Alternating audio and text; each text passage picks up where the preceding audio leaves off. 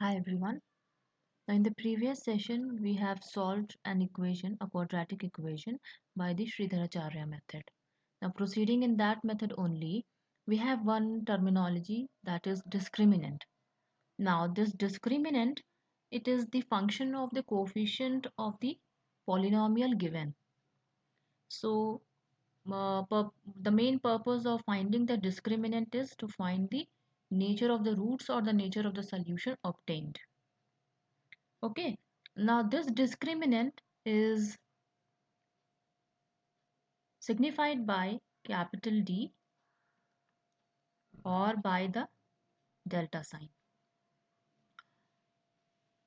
So let's revise the standard equation. The standard quadratic equation was ax square plus bx plus c, and we also studied, we are also done with the extracting the values of a, b and c from any given quadratic equation.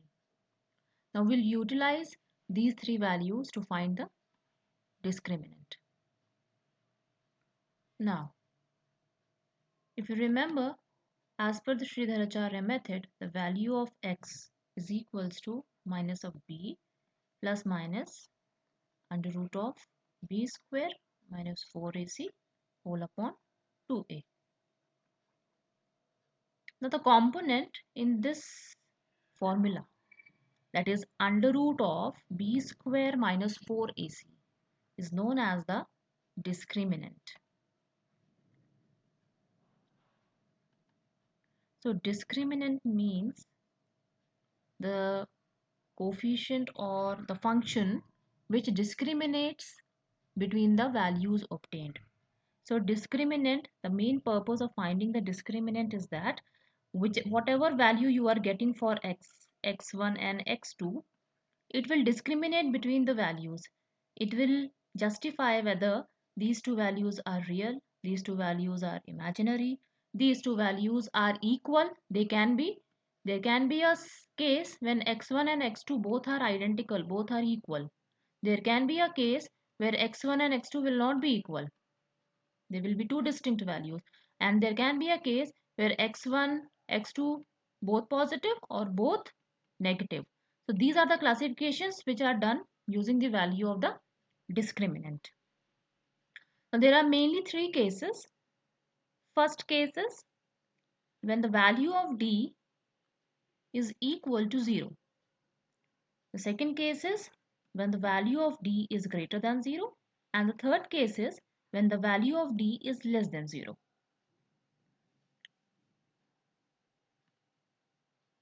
Now we'll consider the first case, that is when d is equals to 0.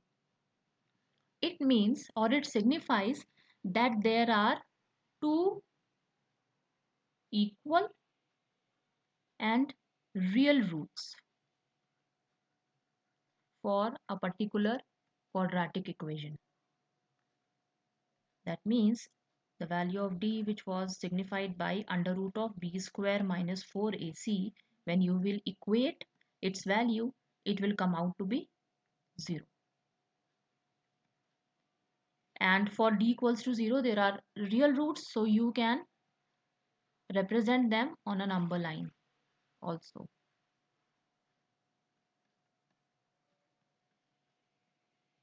Now the second case is when d is equals to, or d is greater than 0.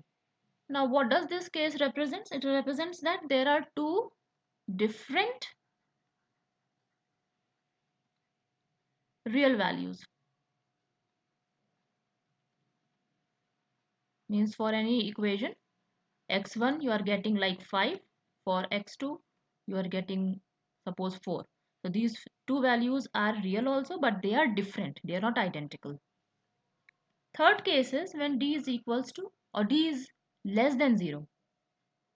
So now less than 0 means, since it is a quadratic equation, two values, so you will always get. But when d is less than 0, you will get two values different and they will be non-real. Means two different imaginary values. or complex values. Imaginary or complex values. Suppose complex number का example you can think of as minus 4. I'm writing it like this. So under root of minus 4. This is an example of a complex number. So you know 4, the under root of 4 is 2. But since it is accompanied by a negative sign, so 2 will be accompanied by a complex number, that is I. So this I denotes that this is a complex number.